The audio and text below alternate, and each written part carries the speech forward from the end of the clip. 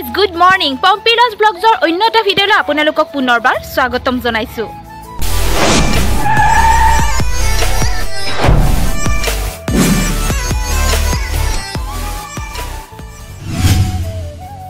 গোটেইখিনি মিলি গৈ আছো ৰাজখোৱা গাঁৱলৈ। তাত আছে আমাৰ ক্ৰিকেট খেল আৰু আবাহন আৰু হেঙুলৰ মাজত ক্ৰিকেট খেল হ'ব।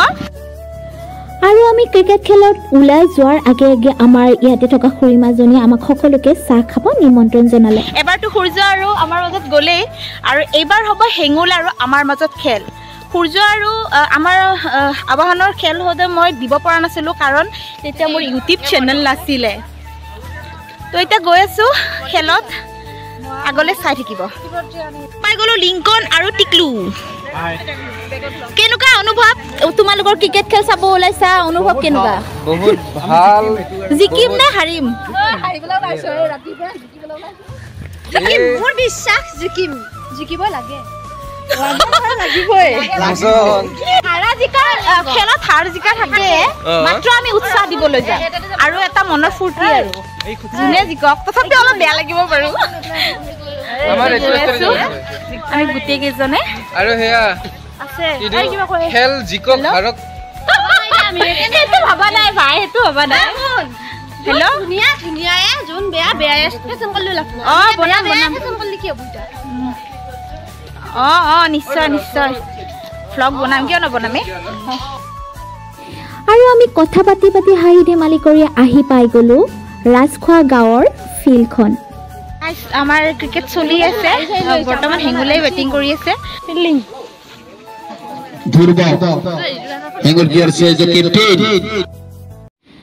আৰু এয়া আমাৰ গোটেইকেইজনী ছোৱালী আহিলোঁ আৰু মৃণালদাৰ ওচৰতে থিয় দি আমাৰ ক্ৰিকেট খেল উপভোগ কৰি আছোঁ। আৰু লগতে আপোনালোকে উপভোগ কৰক, কোন হাৰে কোন জিকে আপোনালোকে আগলৈ চাই থাকিব।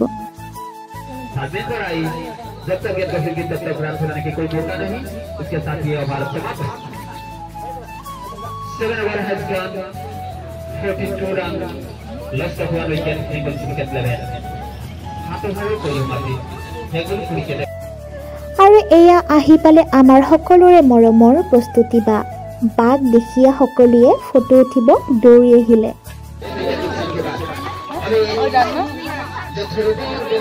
हिस्सा जरूर नहीं लिया, ऑफसाइड पर जोरदार मारने के प्रयास में नाकामयाब रहे वो। এটা বাউচারে রাস্তা और मिडल पोजीशन पर एक रन चुराने का मौका दोनों बल्लेबाज को उस एक रन के सहारे 61 पर पहुंचा है, 61 पर पहुंचा है जो विकेट मिला। আমি এটা বহি আছো, धीरे আজি এটা চকে নাই তাৰ কাৰণে বহি আছো। আমি এতিয়া বহি আছো আমি হাৰণা क्या है अभी কি হ'ব নাজানো দে, আজি কি হ'ব নাজানো আৰু আশা বহি আছো। আশা অজস্ৰ আশা।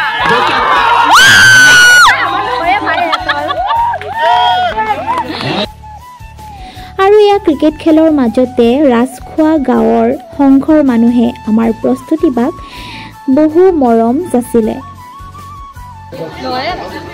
আমাৰ হচ্ছে কমিটি সভাপতি খবৰ ৰাস্তা ডাঙৰিয়া এয়া ফেসবুক পৰা ডাঙৰিয়া নি আমি শ্ৰদ্ধা জনাইছো আমাৰ মৰম যাচিছো মোৰ সংঘ সমিতিৰ তৰফৰ পৰা বাইদেউ সংস্কৃতি জগতৰ পটভূমি নাম খুদিত হৈ থাকক, আমাৰ মাজত সদায় অভিনন্দন জনাব বিচাৰিছো।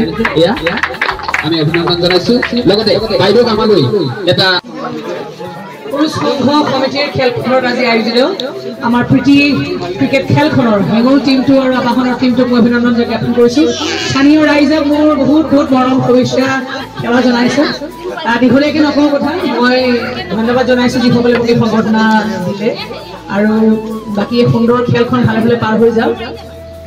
হেঙুল টিমটোৱে বৰ সুন্দৰ প্ৰদৰ্শন কৰিলে প্ৰথম ৰাউণ্ডত। এতিয়া আবাহনে কেনেকুৱা ধৰণৰ প্ৰদৰ্শন কৰে আমি চাওঁ। আমাৰো খেলৰ খেলুৱৈসকল ভাল, যথেষ্ট ভাল খেলে এটাই। বাকী মোৰ শুভেচ্ছা থাকিল আটাইলৈকে। Thank U. আমি ধন্যবাদ জনাইছো। এবাৰ আমাৰ প্ৰমোটাৰ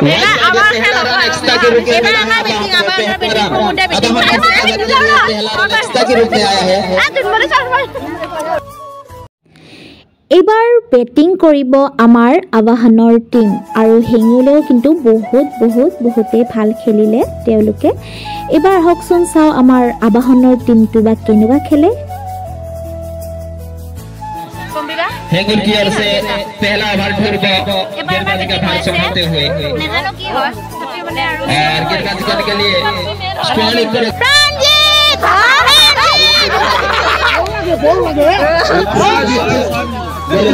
संभालने के लिए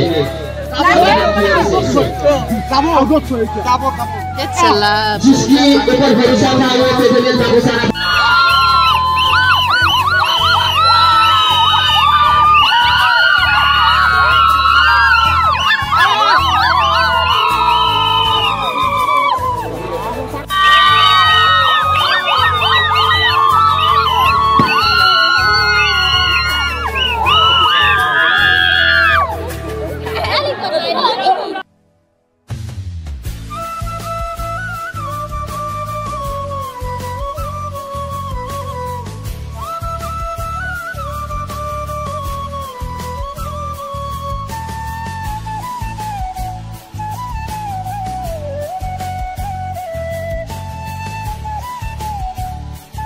আৰু অৱশেষত আমাৰ আবাহন টিমটো জিকিলে চাওকচোন ইমান ফূৰ্তি সকলোৰে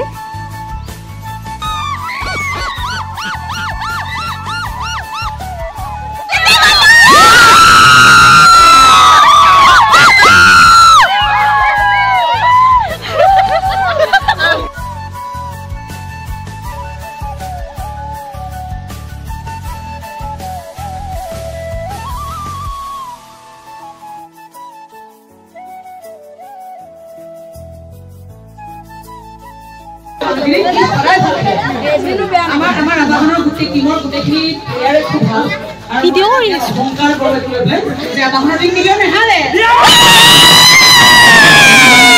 আজি প্ৰমাণিত হ'ল যে আবাহনৰ টিম কেতিয়াও নেহাৰে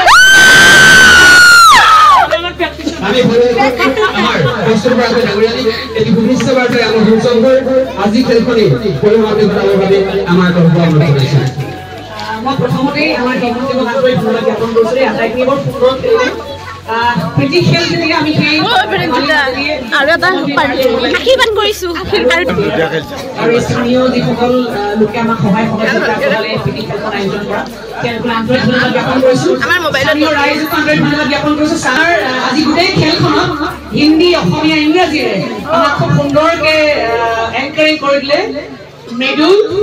মৃদুল নাথ তেখেতকো আন্তৰিক ধন্যবাদ জ্ঞাপন কৰিছোঁ মাজে মাজে হিন্দী শুনি মই আমাৰ তোমাৰ নেশ্যনেল লেভেলত খেল চলি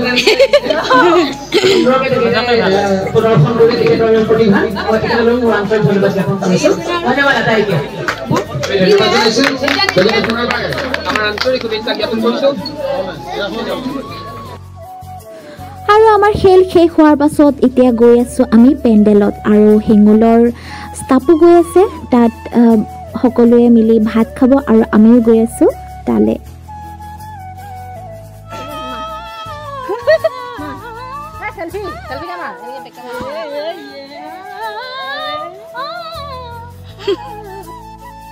আৰু দেউতীয়ে গৈ আছে হামিং টানি টানি তাই বোলে ৰাতি মোৰ ঠাইত বহিব আৰু হামিং গাব আৰু মই তাইৰ ঠাইত কৰিম ডান্স লিংকন হামিংটো দিছোন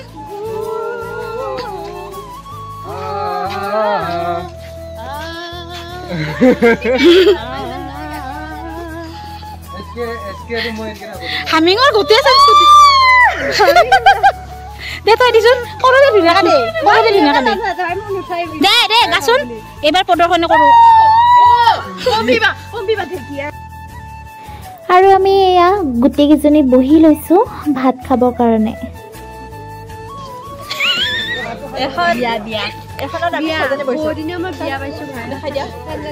আমি কৈছিলো ন বিয়া খাব পৰা নাই বুলি বিয়া পোৱা নাই বহু দিনৰ মূৰত বিয়াৰ এওঁলোকৰ খানাটো আগতে দি লৈছে তেওঁলোকে এওঁলোকৰ বিয়াৰ খানাটো আগতে দি লৈছে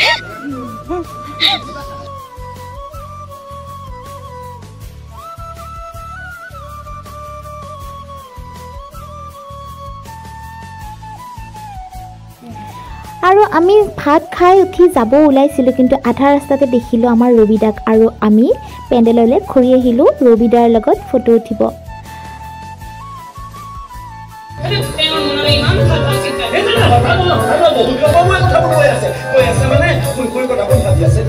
কিমান মানুহ তুমি গৈ থাকিব এদিন নহয় কিন্তু ভাগৰ লাগে সন্ধি কৰিবলৈ মন যায় আৰু সেইকাৰণে কৈ বিচাৰিছে যে মই ৰাখি বন্ধনৰ দিনাই তোমালোক দুইজনী ভনীয়ে গৈ জোনাক ৰাখি পিন্ধাই থৈ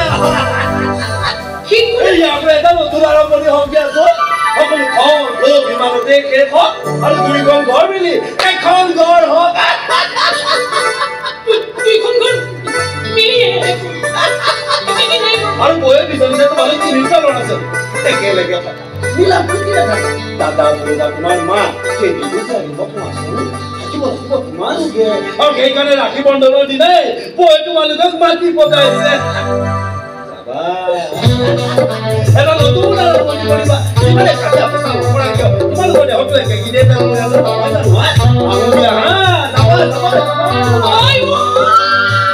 আমি যাম মামা আমি যাম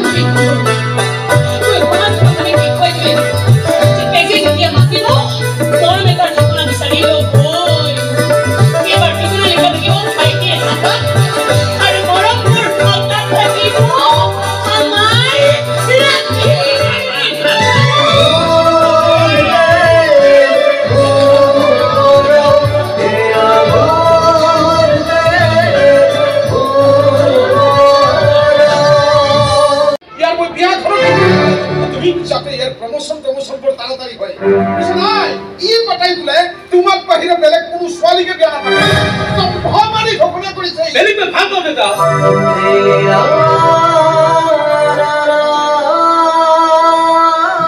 বিয়া পাতিব লাগিলে মই মায়েকে পাতিম এইখিনি কথা কোৱাটো একো কম্ভালি পৰা নহয় চালি শুনি পদ্মামৰ বোকাত ভৰি দিয়াৰ দৰে কথা এই বিয়া মই কোনো পক্ষেই মানি নলওঁ বেলেগ কিলো জন্মতেই তোক আছে মই কৈছো যদি কিবা শাস্তি ঘুৰিব হয় তেতিয়াহ'লে মই ভুগি মনে হওক আপুনি মোৰ ছোৱালীজনীক কাজ ঘৰত কিয় কৰাইছে কিয় এইবোৰ মোৰ পাৰ্চনেল প্ৰব্লেম মই পাপাৰি নিজে মাক দেউতাকৰ ওচৰত সন্তানৰ কোনো কথাই পাৰ্চনেল নাথাকে সন্তানে আঘাত কৰে বিহু পূজাত মোৰ পৰা কিবা এটা পাম বুলি ঘৰৰ সন্মুখত থিয় হৈ থাকে তেনেকুৱা এজন মানুহৰ ছোৱালী হ'বলৈ বহুত উপযুক্ত লৈ আহিছে আৰু আপুনি বাপেকটো হৈও নিজৰ সন্তানক সেই সুযোগটোৰ পৰা বঞ্চিত মই কিন্তু মোৰ সন্তানক বঞ্চিত তাই নিজৰ জীৱন সংগীজন নিজেই বাছি লওঁ চৰ্ত মাত্ৰ এটাই কন্যাদান কেৱল মই কৰিম কেৱল কন্যাদানেই কৰিব নে তোৰ বিশাল সম্পত্তিৰ অংশ এটাও দান কথাটো ভালকৈ বুজাই থৈ নগ'ল নহয় শুনকচোন কথাকেইটা শুনি বিৰাট ভাল লাগিল এনেকুৱা লাগিল যে মই নিজৰ নৱজাতক কেঁচুৱা কোনোবাই যে মোক কোলাত তুলি ওপৰলৈ দাঙি ধৰিছে আৰু চিঞৰি চিঞৰি সুধিছে এই চিনি পাইছনে না মই তোৰ দেউতা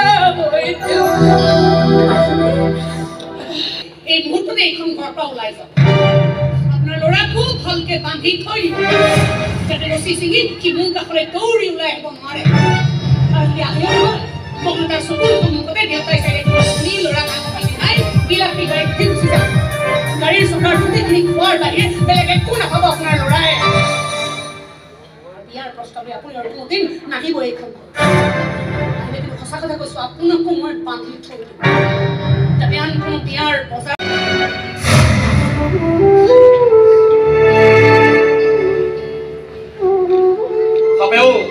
খাবেও চাগে ইমান সোনকালে মুখ খলাব নোৱাৰে যিমান সোনকালে তই মুখ খলাইছ তই খাব নহয় অথচ জেগাত খুলিব কিন্তু ঠিক জানো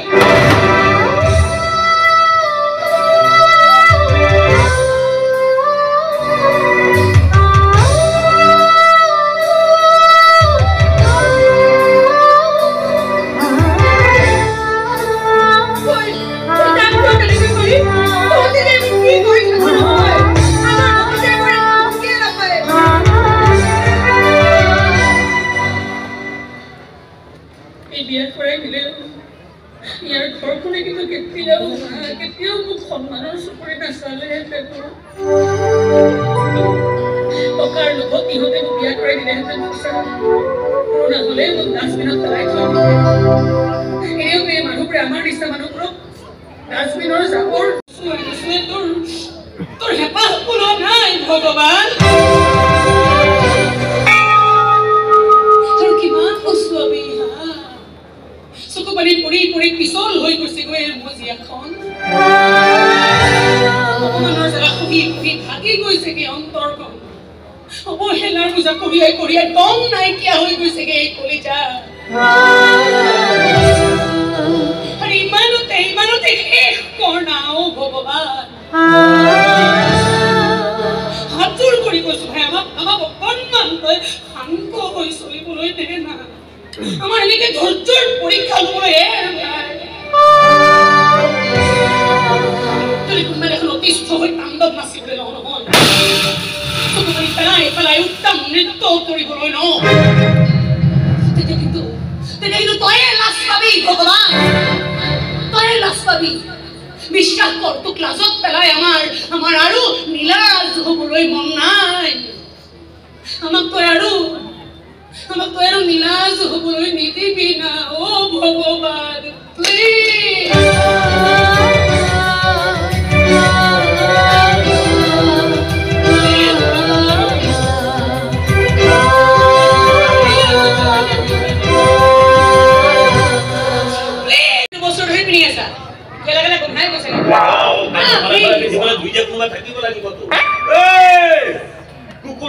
কুকুৰ মালিকনি তই যে কৈছিলি তোৰ মাহিৰে যদি থকা বুলি বিয়া বাৰু নোপোৱা হৈ কি খবৰ তাই কৈছিলি নে নাই কি কৈছিলি ফটো পাইছিলি নে নাই কি কৈছ ফটো চাই কুণ্ডা লগাম বুলি কৈছ নে নাই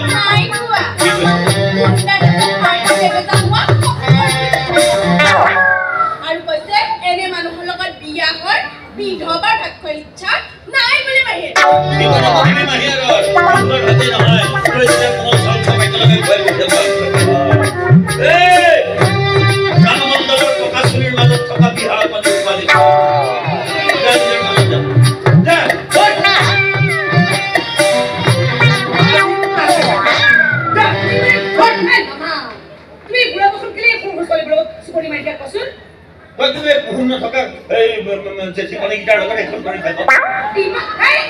নাচিবলৈ ঠিক আছে কথা ক'বলৈ শিকোৱা নাই এনেকুৱা কিছুমান কথা কৈ দিয়ে অন্তৰ ভাগিত যদি খালি কমেডি হৈ যায়